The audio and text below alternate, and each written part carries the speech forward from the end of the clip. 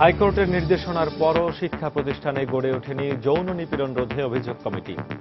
হয়রানি প্রতিরোধে স্বতন্ত্র আইন করার তাগিদ নারী নেত্রীদের। অনিশ্চয়তায় গত বছর পরিকল্পনার চেয়ে দেশে বিনিয়োগ কমেছে 19%। জরিপে তথ্য। রাজনৈতিক অস্থিরতায় এ বছরও বিনিয়োগ কমার আশঙ্কা ব্যবসায়ীদের।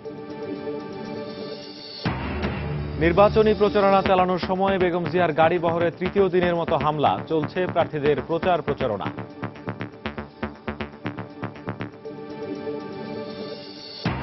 আশুলিয়ায় ব্যাংক ডাকাতিতে আতঙ্কে এলাকাবাসী ও ব্যবসায়ীরা। এলাকায় বিক্ষোভ। ডাকাতি নয়, নাশকতা চালিয়ে রাজনৈতিক অস্থিরতা সৃষ্টি ছিল লক্ষ্য, বলছে পুলিশ।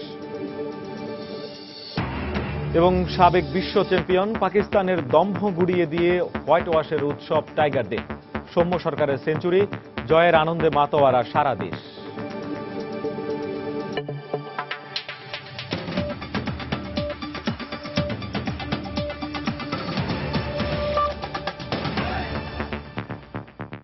সময় সংবাদে সঙ্গে আছি আমি শেখ জায়েদ।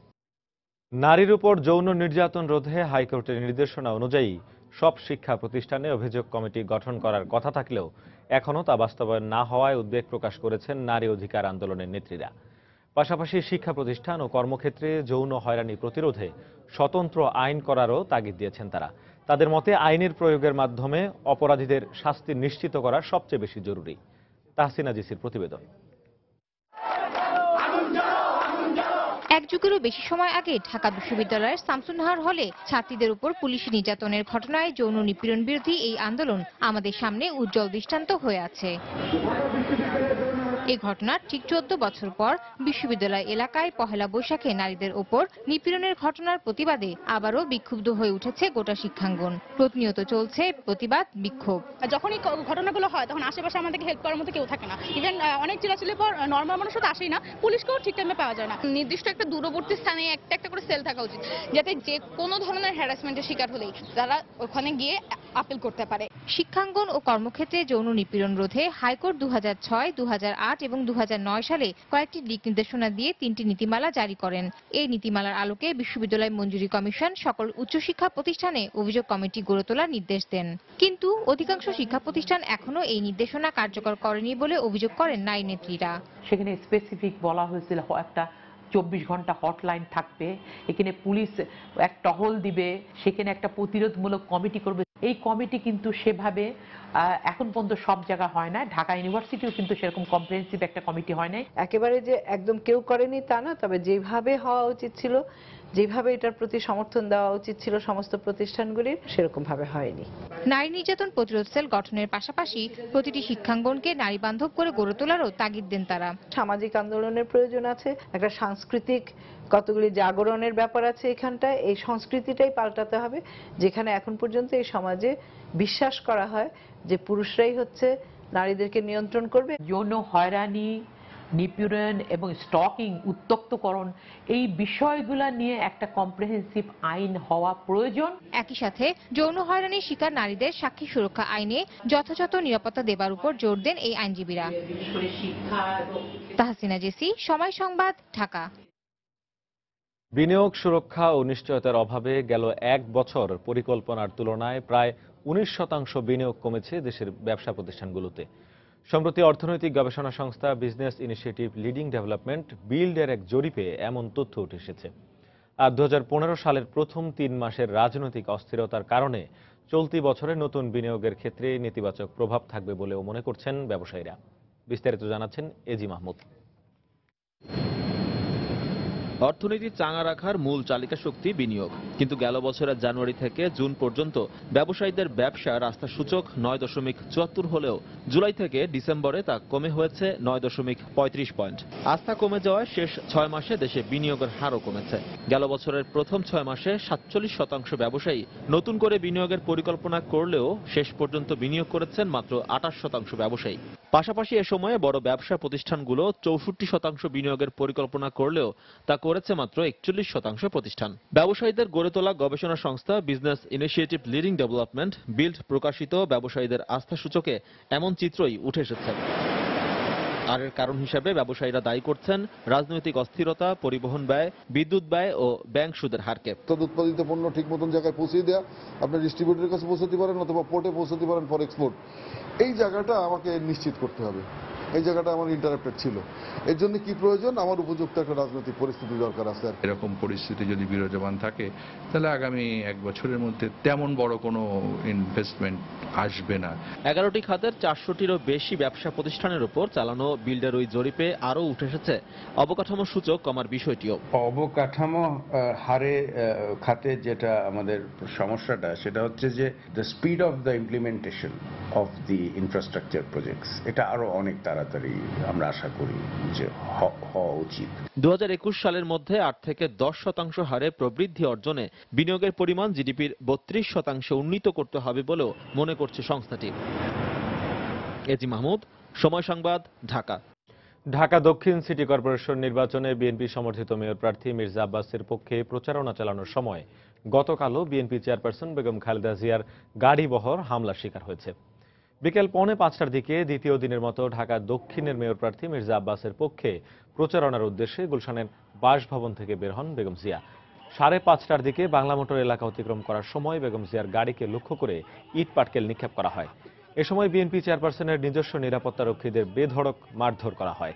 এদের মধ্যে গুরুতর আহত 2 জনকে হাসপাতালে ভর্তি করা হয়।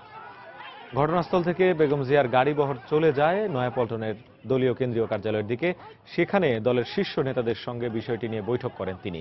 পরে আহত সিএসএফ সদস্যদের দেখতে গুলশানের ইউনাইটেড হাসপাতালে যান বিএনপি নেত্রী বেগম খালেদা জিয়া।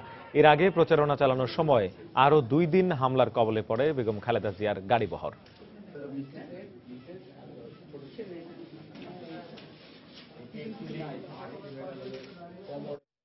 এদিকে বেগম জিয়ার গাড়িবহরে হামলার ঘটনায় তাৎক্ষণিক প্রতিক্রিয়ায় ব্রিফিংয়ে বিএনপি দাবি করেছে আইনশৃঙ্খলা রক্ষাকারী বাহিনীর মদদেই বিএনপি চেয়ারপারসন বেগম খালেদা জিয়ার গাড়িবহরে হামলা হয়েছে। তাদের অভিযোগ, বেগম জিয়াকে হত্যার উদ্দেশ্যে এই হামলা হয়েছে। গতকাল সন্ধ্যায় নয়াপল্টনের দলীয় কার্যালয়ে ব্রিফিংয়ে চেয়ারপারসনের উপদেষ্টা খন্দকার মাহবুব হোসেন এই অভিযোগ করেন। এই সোনার ছেলেরা কারা? তারা কোথায়? এই সোনার ছেলেদেরকে কে প্রোটেকশন দিচ্ছে? কে তাদেরকে রক্ষা করছে? আইন শৃঙ্খলা বাহিনী আছে, জনগণের জান মাল রক্ষা করার জন্য তারা আছে।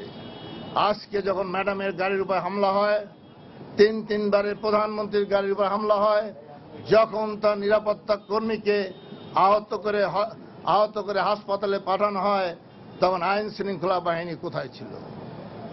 আইন শৃঙ্খলা বাহিনীর প্রত্যক্ষ ও পরোক্ষ সহায়তা ব্যতীত এই ধরনের কর্মকাণ্ড হতে পারে না। এদিকে বেগম জিয়ার গাড়িবহরে হামলার ঘটনায় গতকাল রাতেই রমনা থানায় এজাহার দাখিল করা হয়েছে। মামলার এজাহারে কপি রমনা থানা পুলিশ গ্রহণ করেছে বলে জানিয়েছেন বেগম জিয়ার আইনজীবীরা। এ সময় বেগম জিয়ার গাড়িবহরে হামলার ঘটনায় জড়িতদের অবিলম্বে গ্রেপ্তার করে শাস্তির আওতায় আনারও দাবি জানান তারা। সাবেক আইজিপি, সাবেক সচিব জনাব মোহাম্মদ আব্দুল কাইম সাহেব বাদী হয়ে মামলাটা করেছেন। আমাদের থানার ভারপ্রাপ্ত কর্মকর্তা সাহেব এজাহার কপিটি রিসিভ করেছেন এবং উনি পরবর্তী পর্যায়ে আমাদেরকে জানাবেন মামলা রেকর্ড কখন হবে। সময় সংবাদে আরো থাকছে। বৈশাখের শুরুতেই গরমে অতিষ্ঠ রাজশাহী অঞ্চলের মানুষ। লোডশেডিং বাড়িয়েছে ভোগান্তি, পদ্মায় পানি না থাকায় প্রভাব পড়ছে বেশি বলছেন পরিবেশবিদরা। এবং সাতক্ষীরায় মা ও 2 মেয়েকে বিষ খাইয়ে হত্যার অভিযোগ স্বজনদের। জড়িত সন্দেহে 3 জনকে আটক করেছে পুলিশ।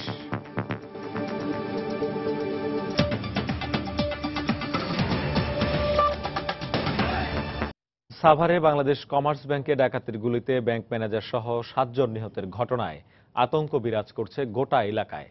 গতকাল সারাদিনই বন্ধ ছিল কাঠগড়া বাজারের অধিকাংশ দোকান। এদিকে এই ঘটনায় আশুলিয়া থানায় একটি মামলা দায়ের করা হয়েছে। এই মামলায় এখন পর্যন্ত 1 জনকে গ্রেপ্তার দেখানো হয়েছে। অন্যদিকে বাংলাদেশ ব্যাংকের একটি দল ঘটনাস্থল পরিদর্শন করেছে। বিস্তারিত জানাচ্ছেন তারিকুজ্জামান শিমুল। আশুলিয়া বাজার থেকে প্রায় 5 কিলোমিটার ভিতরে অবস্থিত এই কাঠগড়া বাজার। প্রায় 1 বর্গ কিলোমিটার আয়তনের এই বাজারে রয়েছে ছোট বড় প্রায় 1000 খানিক দোকান, রয়েছে 3টি ব্যাংকের শাখা। গত মঙ্গলবারের দুর্ধর্ষ ডাকাতির ঘটনার পর গোটা এলাকায় চাপ আতঙ্ক বিরাজ করছে। বিশেষ করে আতঙ্কে আছেন ব্যবসায়ীরা, কারণ তারা বলছেন আইন শৃঙ্খলা বাহিনীর পর্যাপ্ত উপস্থিতি না থাকার কারণেই এই বাজারে সহজেই ডাকাতির ঘটনা ঘটছে। এখান থেকে থানা, আশুলিয়া থানা প্রায় 10 কিলো দূরে আছে। তো ওনাদের আস্তে আস্তে খবর পাওয়ার পর আস্তে আস্তে প্রায় আধা ঘন্টা সময় লাগে। পুলিশের গার্ড যদি থাকতো তাহলে এরকম হইতো না। এই এলাকা অহরহ চিন্তা হচ্ছে পুলিশের কোনো পাহারা নাই, তাহলে আমরা যারা সাধারণ ব্যবসায়ী আছি তাদের নিরাপত্তা কোথায়? ব্যবসা করে আইছি, ব্যবসা করে খাবো, কিন্তু আমাদের কোনো নিরাপত্তা নাই। সাধারণ ব্যবসায়ীদের এই দাবির সাথে সহমত প্রকাশ করে এলাকায় একটি পুলিশ ফাঁড়ি দাবি করেছেন ব্যবসায়ী নেতারা।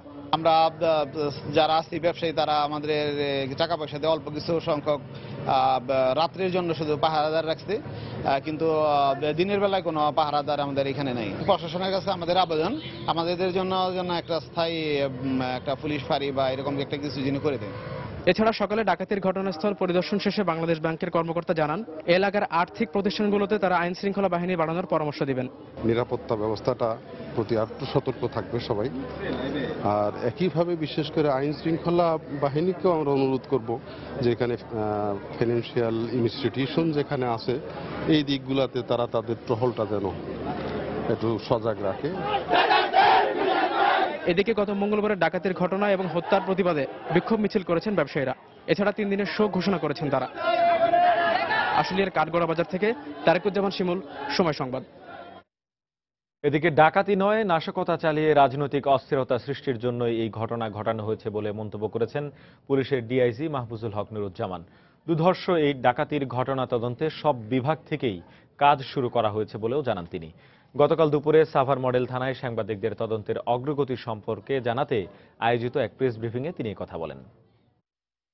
প্রাথমিক ধারণা এবং এদের পরিচয়, এদের কর্মকাণ্ড এবং ওই সময়ের যে ঘটনাগুলো ঘটেছে এগুলো সব বিশ্লেষণ করলে এটা মনে হয় যে যদি ডাকাতি করতেই আসতো তো ডাকাতি করতে চলে যেত, তা মানুষ মারবে কেন?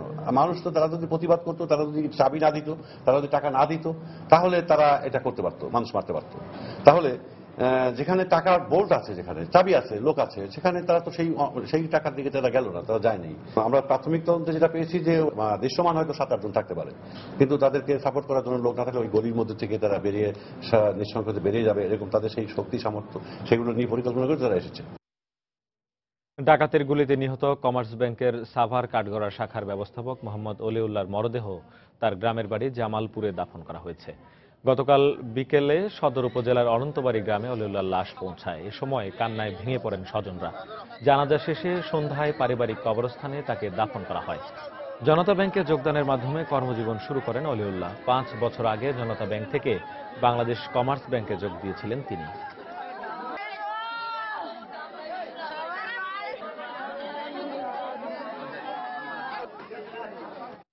এদিকে ব্যাংক ডাকাতির ঘটনায় নিহতদের পরিবারকে 1 লাখ টাকা করে নগদ আর্থিক সহায়তার ঘোষণা দিয়েছে বাংলাদেশ ব্যাংক।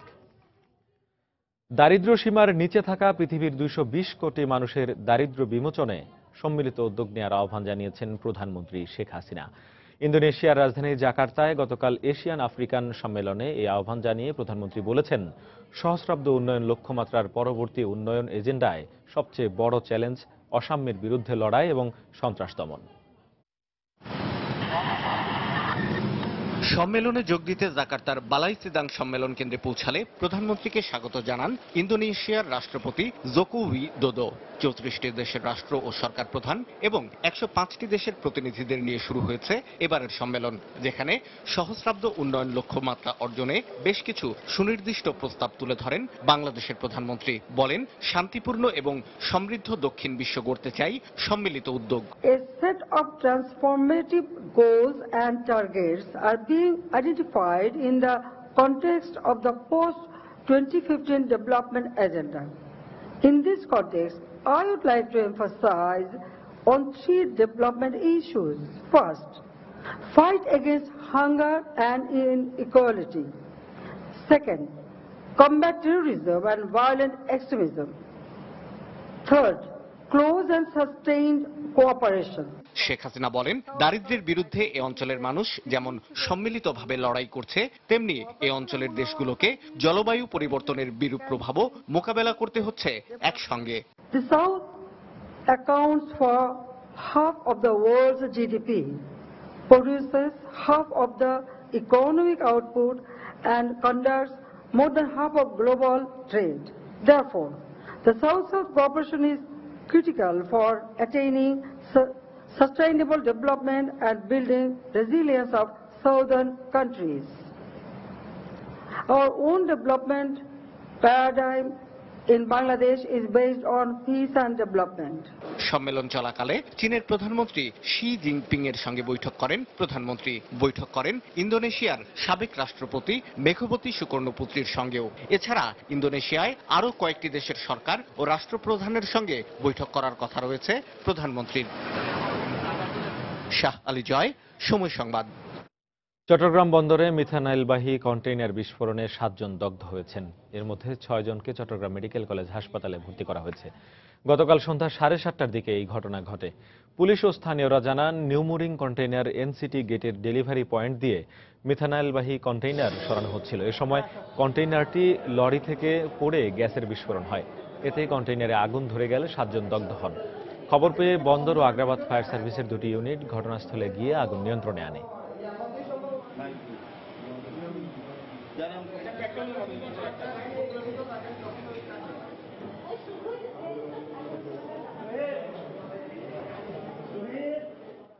রশি বানতেছি ডাম তোলার জন্য, তো বেলাল নামে ওই লোকটা ভিতরে গিয়ে আপনার ওই ধাম ভাঙের, বাকি 2 জন গাড়ির ভিতরে, 2 জন কন্টেনারের ভিতরে।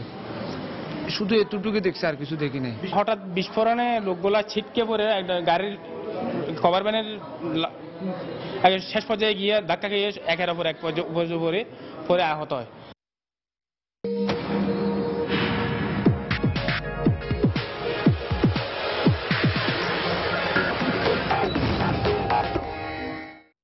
প্রচারণায় মেয়র প্রার্থীদের পাশাপাশি থেমে নেই কাউন্সিলর প্রার্থীরাও। সকাল থেকে রাত পর্যন্ত ভোটারদের দ্বারে দ্বারে ছুটছেন প্রার্থীরা। গতকাল সন্ধ্যায় ঢাকা দক্ষিণ সিটি কর্পোরেশনের 16 নম্বর ওয়ার্ডে কাউন্সিলর পদে প্রচারণা চালান 20 দল সমর্থিত প্রার্থী জাফর মোহাম্মদ সাদিকুর রহমান টুটুল। এ সময় তিনি নির্বাচিত হয়ে ওয়ার্ডের বিভিন্ন সমস্যা সমাধানের পাশাপাশি সার্বিক উন্নয়নে কাজ করবেন বলে প্রতিশ্রুতি দেন ভোটারদের কাছে।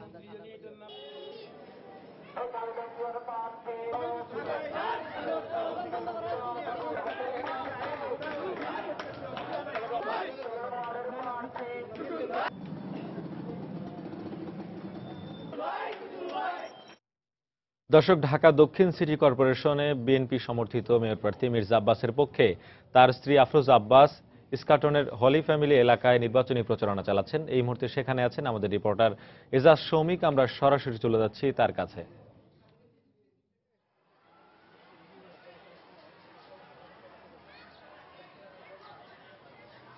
সৌমিক, জায়েদ, আপনি জানেন যে 28 এপ্রিল ঢাকার যে বিভক্ত 2 সিটি, সেই সিটি কর্পোরেশন নির্বাচন অনুষ্ঠিত হবে। আর কয়েকদিন মাত্র বাকি রয়েছে এবং সেজন্য কিন্তু ঢাকার যে মেয়র প্রার্থীরা রয়েছেন তারা কিন্তু ব্যস্ত সময় পার করছেন। এই মুহূর্তে আমার পিছনে যেটি দেখতে পাচ্ছেন যে ঢাকা সিটি কর্পোরেশন নির্বাচনে, ঢাকা দক্ষিণ সিটি কর্পোরেশন নির্বাচনে বিএনপি সমর্থিত যে প্রার্থী মির্জা আব্বাস, তার স্ত্রী আফরোজা আব্বাস তার সমর্থনে বিভিন্ন জায়গায় গণসংযোগ করছেন। কিছুক্ষণ আগে তিনি হলি ফ্যামিলি মেডিকেল কলেজ যেটা, সেখানে কিন্তু প্রচারণা চালিয়েছেন এবং এই মুহূর্তে তিনি ঢাকা বিশ্ববিদ্যালয়ের এই যে আমার পিছনে দেখতে পাচ্ছেন যে আবাসিক কোয়ার্টারটি, অর্থাৎ বিশ্ববিদ্যালয়ের শিক্ষকদের থাকার যে বাসস্থান, সেইখানে এসে কিন্তু তিনি প্রচারণা চালিয়েছেন এবং প্রচারণার পর তিনি বেশ কিছু সময় প্রত্যেকটা ফ্ল্যাটেই বিভিন্ন জায়গাতে যাওয়ার চেষ্টা করেছেন। সেখান থেকে প্রচারণা চালিয়ে তিনি নিচে নেমেছেন এবং এই মুহূর্তে তিনি সাংবাদিকদের বিভিন্ন প্রশ্নের উত্তর দিচ্ছেন। আপনারা যেটি দেখতে পাচ্ছেন যে সাংবাদিকদের বিভিন্ন প্রশ্ন করছেন, সেই প্রশ্নের উত্তরগুলো দিচ্ছেন কিছু।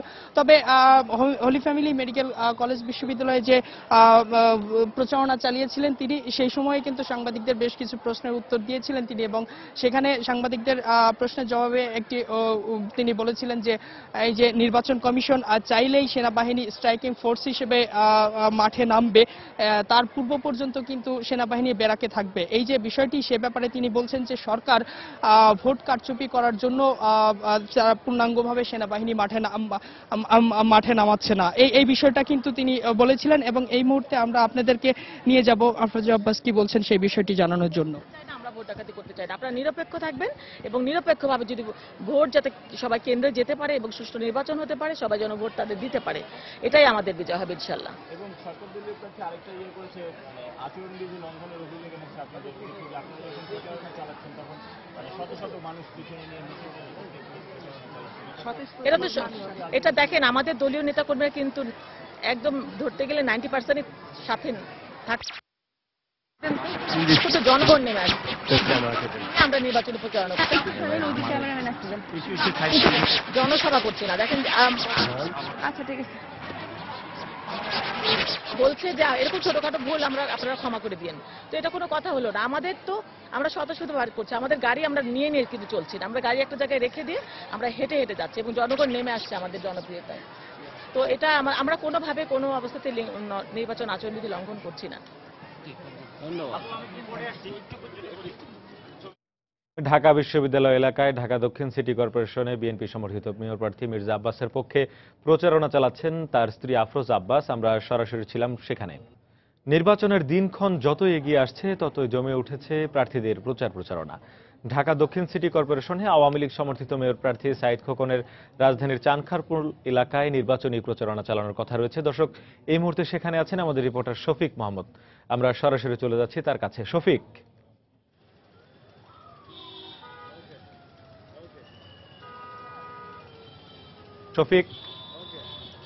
শেখ জায়েদ, আমি মূলত এখন দাঁড়িয়ে আছি চানখারপুলে। আপনি জানেন যে এই চানখারপুলের যে নিমতলি, সেই নিমতলি কিন্তু একটি দুর্ঘটনার মাধ্যমে ঐতিহাসিক একটা প্রেক্ষাপট তৈরি হয়েছে। সেই নিমতলির থেকেই কিন্তু আজকে এই যে দক্ষিণ ঢাকা সিটি কর্পোরেশন নির্বাচনে মেয়র পদে প্রার্থী সাইদ খোকন, যিনি ইলিশ মাছ প্রতীক নিয়ে আওয়ামী লীগ সমর্থিত মেয়র প্রার্থী হিসাবে সামনে নির্বাচনে অংশগ্রহণ করবেন, তিনি আজকে তার প্রচারণা শুরু করবেন। সকাল 10:30টার দিকে কিন্তু এখান থেকে তার নির্বাচনী প্রচারণা শুরু করার কথা রয়েছে। আমরা জানি যে যেহেতু প্রত্যেকটা এলাকায় তারা বিভিন্নভাবে তারা তাদের স্লোগান দিয়ে, সমর্থন দিয়ে, নেতা কর্মীদের সাথে নিয়ে তারা তাদের বিভিন্ন অলিতে গলিতে তারা চষে বেড়াচ্ছেন তাদের যে কাঙ্ক্ষিত ভোট, সেই ভোটটি প্রত্যাশা করবার জন্য এবং ভোটটি পাওয়ার জন্য।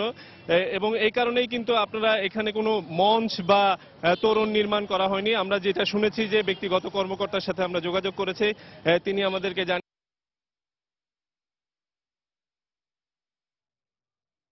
দর্শক, ঢাকা দক্ষিণ সিটি কর্পোরেশনে আওয়ামী লীগ সমর্থিত প্রার্থী সাইদ খোকন রাজধানীর চানখারপুল এলাকায় প্রচারণা চালানোর কথা রয়েছে। সেখানকার খবরাখবর জানাচ্ছিলেন আমাদের রিপোর্টার শফিক মোহাম্মদ। বন্দরনগরী চট্টগ্রামে বছরে গড়ে 400 মিলিমিটারের বেশি বৃষ্টিপাত হলেও সে অনুযায়ী গড়ে ওঠেনি ড্রেনেজ ব্যবস্থা। এখানকার নালা নর্দমাগুলো 20 থেকে 40 মিলিমিটার বৃষ্টির পানি ধারণ করতে পারে, তাই বৃষ্টি হলেই ড্রেন উপচে পানি চলে আসে রাস্তায়, আর যে কারণে রাস্তার স্থায়িত্ব টিকছে না। কমলদের ধারাবাহিক প্রতিবেদনের আজ দেখুন তৃতীয় ও শেষ পর্ব। আবহাওয়া অফিসের তথ্য অনুযায়ী চট্টগ্রামে বছরে গড় বৃষ্টিপাতের পরিমাণ 400 মিলিমিটারের বেশি। এর মধ্যে নভেম্বর থেকে ফেব্রুয়ারি পর্যন্ত বৃষ্টির পরিমাণ কিছুটা কম থাকলেও জুন জুলাই মাসে তা 700 থেকে 800 মিলিমিটার ছাড়িয়ে যায়। কিন্তু নগরীর সবগুলো ড্রেন সে পানি ধারণ করতে পারে না। এমনকি বড় বড় যন্ত্র দিয়ে ড্রেনের আবর্জনা পরিষ্কার করে তা রাখা হচ্ছে পাশেই, ফলে আবারও সে আবর্জনা ড্রেনে গিয়ে পড়ছে। মাস্টার প্ল্যান অনুযায়ী প্রকল্প প্রস্তাবনা প্ল্যানিং কমিশন হয়ে একনাকে পাঠানো। আমাদের এই পর্যন্ত গত 20 বছরের মধ্যে আমাদের যারা ক্ষমতায় ছিলেন, আমাদের নেতারা যারা সিটি কর্পোরেশন সিটির দায়িত্বে ছিলেন, তারা সেই কাজটি করেনি। অপরদিকে নগরীর বিভিন্ন স্থানে ড্রেনের উপর ব্যবসা প্রতিষ্ঠান এবং দোকান নির্মাণ করায় ড্রেনেজ ব্যবস্থা ভেঙে পড়েছে বলে মনে করছেন এই নগর পরিকল্পনাবিদ। অ্যালাইনমেন্ট কারেকশন, স্লোপ কারেকশন, তার প্রস্থচ্ছেদ কারেকশন এবং at the same time junction যেগুলি ডিফেক্টিভ, এগুলি কারেকশনের ব্যবস্থা সেখানে আছে। নতুন নতুন খাল খননের প্রস্তাবনা আছে। এগুলি যদি বাস্তবায়িত না হয় তাহলে পানি তো নামবে না। কিন্তু চট্টগ্রাম সিটি কর্পোরেশনের কর্মকর্তারা বলছেন, একদিকে রয়েছে আর্থিক অসঙ্গতি, অপরদিকে পর্যাপ্ত জায়গা না থাকায় পরিষ্কার করা ড্রেনের আবর্জনা সরিয়ে নিতে ভোগান্তিতে পড়তে হয়। পরিবহনের যে ব্যবস্থার জন্য আমরা সরকারের কাছে একটা প্রস্তাব দিয়েছি এবং সরকারও আন্তরিক। এই যে দুই ধারে যদি আমাদের গাড়ি চলার মতো জায়গা হয়ে যায়, মাটি উঠবে এবং এই মাটি আবার অনেক দূরে আমরা সরিয়ে নিতে পারবো। অথচ 20 বছর আগেই চট্টগ্রামের ড্রেনেজ মাস্টার প্ল্যান তৈরি করা হয়েছিল, কিন্তু অঙ্গীকার থাকা সত্ত্বেও তা বাস্তবায়ন হয়নি। মাস্টার ড্রেনেজ প্ল্যান করা হয়েছিল, তৎকালীন ইউএনডিপির মাধ্যমে কে এটা বাস্তবায়ন করে নাই। আমরা বিগতকালে নির্বাচিত হয়ে আসার পর আমরা সেটা উদ্যোগ নিয়েছি, আমরা বাস্তবায়ন করতে যাচ্ছি, এটা বাস্তবায়নের দিন আছে। চট্টগ্রামে কাঁচা পাকা সড়ক রয়েছে প্রায় 800 কিলোমিটার, এর মধ্যে পাকা সড়ক 600 কিলোমিটার। এছাড়া পানি নিষ্কাশনের জন্য রয়েছে ছোট বড় অন্তত 15টি খাল। কমল দে, সময় সংবাদ, চট্টগ্রাম। বৈশাখের শুরুতেই গরমে অতিষ্ঠ হয়ে উঠেছেন রাজশাহী অঞ্চলের মানুষ। পরিবেশবিদরা বলছেন পদ্মায় পানি না থাকায় গরমের প্রভাব পড়েছে বেশি। অন্যদিকে ঘন ঘন লোডশেডিং উচ্চ মাধ্যমিক পরীক্ষার্থীদের ভোগান্তি বাড়িয়ে দিয়েছে দ্বিগুণ। তবে বিদ্যুৎ উন্নয়ন বোর্ডের কর্মকর্তাদের দাবি এখনও কোনো লোডশেডিং নেই। আব্দুস সালামের তোলা ছবিতে বিস্তারিত জানাচ্ছেন সাইফুর রহমান রকি। পদ্মা শুকিয়ে এখন অনেকটাই মরুভূমিতে পরিণত হয়েছে। দু একটি পয়েন্টে হাঁটু পানি থাকলেও প্রমত্তা এই নদীর বুকে এখন বিস্তীর্ণ চর জেগেছে। ক্রমেই নদীর বালি উত্তপ্ত হয়ে মরুকরণ প্রক্রিয়া শুরু হয়েছে, যার প্রভাব পড়েছে রাজশাহী ও এর আশেপাশের এলাকাগুলোতে। তাই এসব জায়গায় গরম বেশি অনুভূত হয়, এমনটাই বলছেন পরিবেশবিদরা। পদ্মা নদী গেলে এই সময় আপনি মনে হবে যেন আপনি অনেকটা ছোটখাটো মরুভূমির মধ্যেই আছেন। এটাতে লোকাল ফ্যাক্টর, এখানে বালি উত্তপ্ত হয়ে বাকি অংশটা যোগে, ফলে আমাদের এই অঞ্চলে, রাজশাহী বলে না, রাজশাহী অঞ্চল, আপনি দক্ষিণে যান চারঘাট, এই সব পুরো অঞ্চলই, এমনকি লালপুর, সব পুরো জায়গাতেই একটু বেশি গরম হয়। এদিকে অতিরিক্ত গরমে যখন দিশেহারা নগরবাসী, তখন নতুন যন্ত্রণা হিসেবে দেখা দিয়েছে লোডশেডিং। এতে সাধারণ মানুষের পাশাপাশি বিপাকে পড়েছে উচ্চ মাধ্যমিক পরীক্ষার্থীরা। আমরা লোডশেডিং এর কারণে মনোযোগ দিয়ে পড়ালেখা করতে পারছি না, এর কারণে আমাদের পড়ালেখা কনসেন্ট্রেট থাকছে না। এই যে রোদের যে গরমটা পুরোপুরি আমাদের শহরের উপর আসে পড়তেছে। প্রচন্ড গরম, মানে গরমে খুব অস্বস্তি বোধ করি আমরা। পুরো পদ্মাটাই মানে শুকিয়ে গেছে আমাদের। এই বালুর তাপে মানুষের সমস্যা, গাছপালাও নাই। অন্যদিকে যান্ত্রিক ত্রুটির কারণে কিছু সময় বিদ্যুতের সেবা থেকে গ্রাহকরা বঞ্চিত হলেও এটিকে লোডশেডিং বলতে নারাজ বিদ্যুৎ উন্নয়ন বোর্ডের কর্মকর্তারা।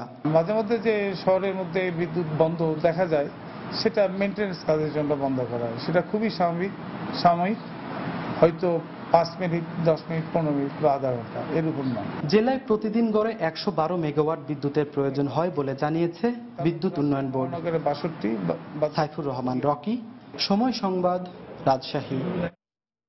সাতক্ষীরায় মা ও 2 মেয়েকে বিষ খাইয়ে হত্যার অভিযোগ করেছেন তাদের স্বজনরা। এই ঘটনায় জড়িত সন্দেহে 3 জনকে আটক করেছে পুলিশ। গতকাল বিকেল 5টার দিকে দেবহাটা উপজেলার টিকেট গ্রামে একটি পুকুর থেকে অষ্টমী সরকার এবং তার 2 মেয়ে বন্যা ও পাখির লাশ উদ্ধার করা হয়। স্বজনদের অভিযোগ, অষ্টমীর শ্বশুর বাড়িতে প্রায়ই ঝগড়া বিবাদ লেগে থাকত। এরই জেরে বিষ খাইয়ে হত্যার পর তাদের লাশ পুকুরে ফেলে দেওয়া হয়েছে বলে দাবি করেন তারা। তবে পুলিশ জানিয়েছে ময়না তদন্তের শেষে নিশ্চিত হওয়া যাবে এটি হত্যা না আত্মহত্যা। এদিকে জিজ্ঞাসাবাদের জন্য এরই মধ্যে অষ্টমী সরকারের স্বামী প্রশান্ত সরকার, শ্বশুর প্রফুল্ল সরকার ও শাশুড়ি হিমেলাকে আটক করা হয়েছে।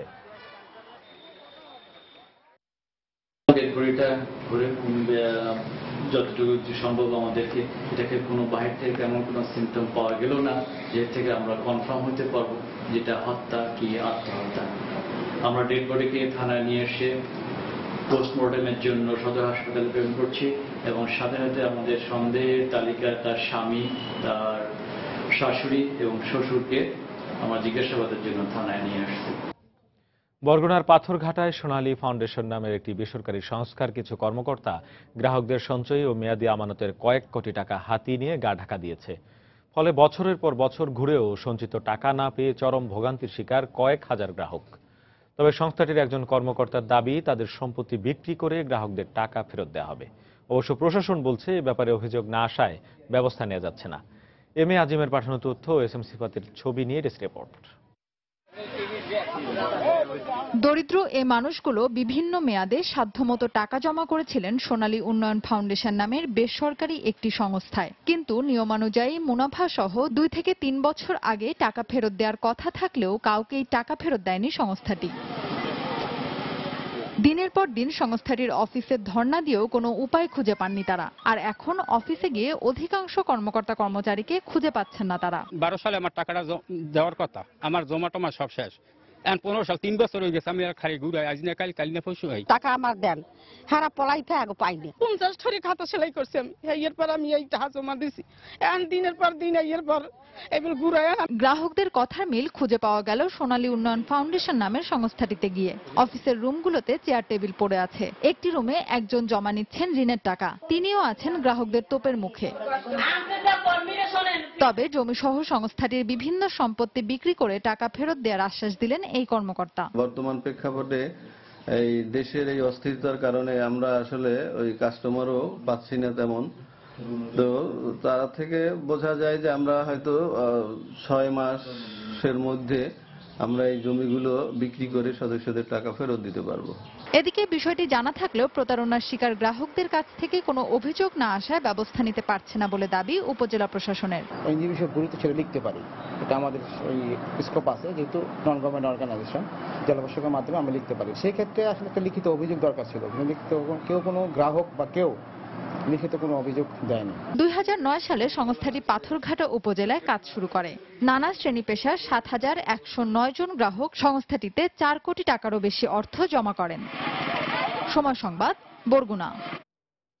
আন্তর্জাতিক প্রসঙ্গ। ভারতের পূর্বাঞ্চলীয় বিহার রাজ্যের বিভিন্ন স্থানে ঝড়ের আঘাতে 42 জনের মৃত্যু হয়েছে। এতে আহত হয়েছেন আরো অনেকে।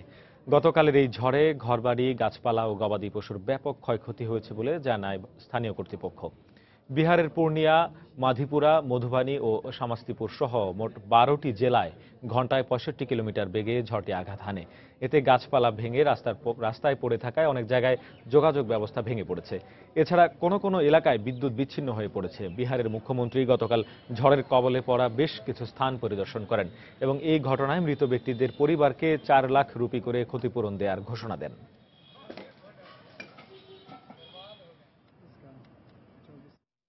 ভারতে ভূমি অধিগ্রহণ বিলের প্রতিবাদে প্রকাশ্যে এক কৃষক আত্মহত্যা করেছেন। গতকাল দিল্লিতে কেন্দ্রীয় সরকারের জমি অধিগ্রহণ বিলের প্রতিবাদে আম আদমি পার্টি এএপি আয়োজিত প্রতিবাদ সভায় এই আত্মহত্যার ঘটনা ঘটে। এ সময় পুলিশ নিষ্ক্রিয় ছিল বলে অভিযোগ করেছে আম আদমি পার্টি। প্রতিবাদ সভাস্থলে একটি গাছের সাথে গলায় ফাঁস দিয়ে আত্মহত্যা করেন রাজস্থানের গাজেন্দ্র নামের এই কৃষক। প্রত্যক্ষদর্শী এএপির এক নেতা অভিযোগ করেন, পুলিশ চাইলেই গাজেন্দ্রকে বাঁচাতে পারতেন। তবে দিল্লির পুলিশ কমিশনার বিএস বাসুসি বলেছেন, ঘটনাস্থলে পৌঁছার আগেই গাজেন্দ্রর মৃত্যু হয়। এই ঘটনার তদন্ত করা হচ্ছে বলে জানিয়েছেন তিনি। এদিকে কৃষকের আত্মহত্যার ঘটনায় এক টুইটার বার্তায় শোক প্রকাশ করেছেন প্রধানমন্ত্রী নরেন্দ্র মোদী এবং স্বরাষ্ট্রমন্ত্রী রাজনাথ সিং।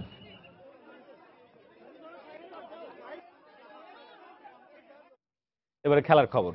সাবেক বিশ্ব চ্যাম্পিয়ন পাকিস্তানের দম্ভ গুড়িয়ে দিয়ে হোয়াইট ওয়াশের উৎসবে মাতল টাইগাররা। সৌম্য সরকারের অনবদ্য সেঞ্চুরিতে সিরিজের তৃতীয় ও শেষ ওয়ানডেতে গতকাল পাকিস্তানকে 8 উইকেটে হারিয়েছে বাংলাদেশ। এতে 3 ম্যাচ সিরিজ 3-0 ব্যবধানে জিতল মাশরাফিরা। এ নিয়ে 10মবারের মতো ওয়ানডে সিরিজে প্রতিপক্ষকে হোয়াইট ওয়াশের গৌরব অর্জন করেছে টাইগাররা। মিরপুরে আগে ব্যাট করে পাকিস্তান 250 রানে অল আউট হয়। জবাবে 63 বল বাকি থাকতে বাংলাদেশ 2 উইকেট হারিয়ে জয় নিশ্চিত করে। ম্যাচ সেরা হয়েছেন 127 রানে অপরাজিত থাকা সৌম্য সরকার, আর সিরিজ সেরা তামিম ইকবাল। এই জয়ে বাংলাদেশ দলকে অভিনন্দন জানিয়েছেন রাষ্ট্রপতি, প্রধানমন্ত্রী, স্পিকার, বিরোধী দলীয় নেতা ও বিএনপি চেয়ারপারসন। এমন খুশির মুহূর্তকে সবসময় ধরা দেয় সাবেক বিশ্ব চ্যাম্পিয়ন পাকিস্তানকে হোয়াইট ওয়াশ মানে বাংলা ওয়াশ করা বলে কথা। তাই গৌরবের উদযাপনটা এমন বাঁধনহারা, এমন বাঁধভাঙা আনন্দ। সিরিজ জয়ের পর এমন মুহূর্তের জন্যই তো অপেক্ষায় ছিল টাইগাররা, অপেক্ষায় ছিল পুরো জাতি। আর সৌম্য সূর্যদীপ্ত ব্যাটে চড়ে আবারও বাঘের গর্জনে কাঁপল পুরো ক্রিকেট বিশ্ব।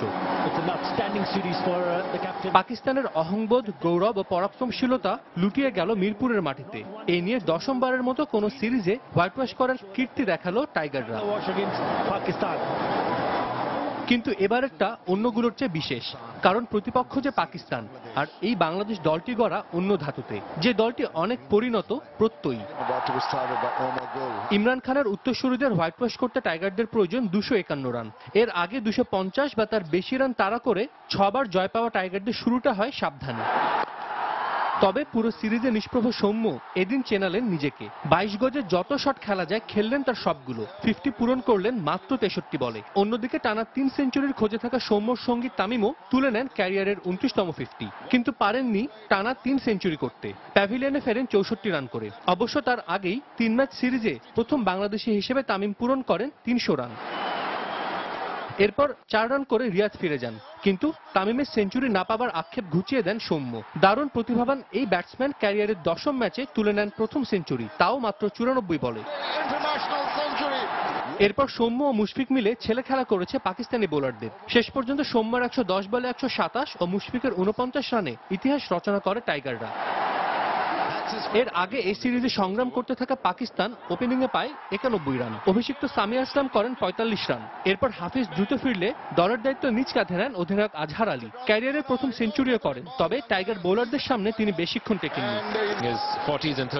শেষ দিকে ব্যাটসম্যানদের অসহায় আত্মসমর্পণে 2 উইকেটে 203 রানের স্কোর থেকে পাকিস্তান অল আউট হয় 250 রানে, যা বেশ হেসে খেলে টপকে গিয়ে জয়ের সঙ্গে সিরিজটা 3-0 করে ফেলে মাশরাফিরা। মান রক্ষা হলো না পাকিস্তানের। সাবেক বিশ্ব চ্যাম্পিয়নদের সব অহমিকা চূর্ণ করে প্রথমবারের মতো কোনো এশিয়ান দেশকে ধবলধোলাই করলো বাংলার টাইগাররা। যে অর্জন এদেশের ক্রিকেট ইতিহাসের পাণ্ডুলিপিতে লেখা থাকবে চিরদিন। মিরপুর শেরেবাংলা জাতীয় ক্রিকেট স্টেডিয়াম থেকে সাজিদ মুস্তাহিদ, সময় সংবাদ, ঢাকা। এদিকে ওয়ানডে সিরিজে পাকিস্তানকে 3-0 ব্যবধানে হোয়াইট ওয়াশ করায় আনন্দে মাতে পুরো দেশ। গতকাল পাকিস্তানকে হারানোর পর লাল সবুজের সাজে রাতের আঁধার ভেদ করে রাস্তায় নেমে আসেন হাজারো ক্রিকেট ভক্ত। পরবর্তীতে বাংলাদেশ বিশ্বকাপ জিতবে বলেও প্রত্যাশা করেন ক্রিকেট ভক্তরা। 16 বছর পর শক্তিশালী পাকিস্তানকে মাটিতে নামিয়ে আনলো বাংলাদেশ।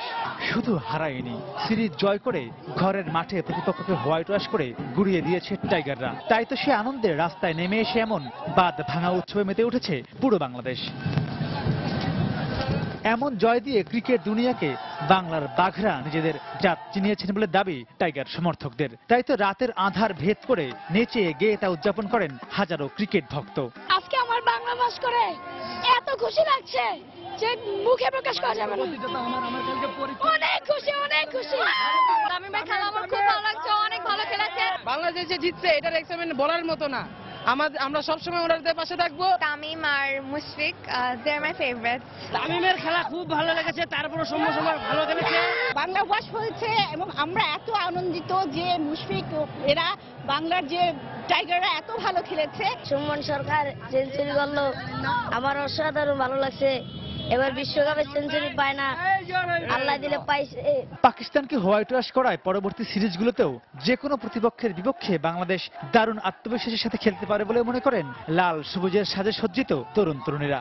পাকিস্তানকে প্রথমবারের মতো আমরা হোয়াইট ওয়াশ করেছি, বাংলা ওয়াশ। এরপর ইন্ডিয়া, ইংল্যান্ড, সাউথ আফ্রিকা সবটিকে আমরা বাংলা ওয়াশ করে দিব। এই অনুপ্রেরণা নিয়ে এই ম্যাচ থেকে তারা ভবিষ্যতে আরো অনেক ভালো করবে এবং ভবিষ্যতে আরো বড় বড় দলকে হোয়াইট ওয়াশ করার জন্য অনুপ্রেরণা নেবে। অবশ্যই ওরা টেস্টেও ভালো করবে এবং টি20তে অবশ্যই ভালো করার চেষ্টা করবে। আমার খুব ভালো লেগেছে, আমার এত আনন্দ লাগছে আমি ভাষায় প্রকাশ করতে পারতেছি না। টি20 ইনশাআল্লাহ জিতবো এবং টেস্টে ভালো পারফর্ম করব ইনশাআল্লাহ। সামনে ভারত আসতেছে, ভারতকে বাংলা ওয়াশ করব, এটাই শুভকামনা। পুরো ক্রিকেট বিশ্ব শুনলো টাইগারদের গর্জন, দেখলো পাকিস্তানকে 3-0 হারানোর সেই বিশেষ মুহূর্ত। আর তাই তো আনন্দে উদ্বেলিত, উচ্ছ্বাসিত পুরো বাঙালি জাতি। মাহমুদ রাকিব, সময় সংবাদ, ঢাকা।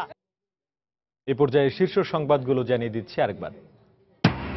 হাইকোর্টের নির্দেশনার পরও শিক্ষা প্রতিষ্ঠানে গড়ে ওঠেনি যৌন নিপীড়ন রোধে অভিযোগ কমিটি। হয়রানি প্রতিরোধে স্বতন্ত্র আইন করার তাগিদ নারী নেত্রীদের। অনিশ্চয়তায় গত বছর পরিকল্পনার চেয়ে দেশে বিনিয়োগ কমেছে 19%। জরিপে তথ্য। রাজনৈতিক অস্থিরতায় এ বছরও বিনিয়োগ কমার আশঙ্কা ব্যবসায়ীদের। নির্বাচনী প্রচারণা চালানোর সময় বেগম জিয়ার গাড়ি বহরে তৃতীয় দিনের মতো হামলা, চলছে প্রার্থীদের প্রচারণা।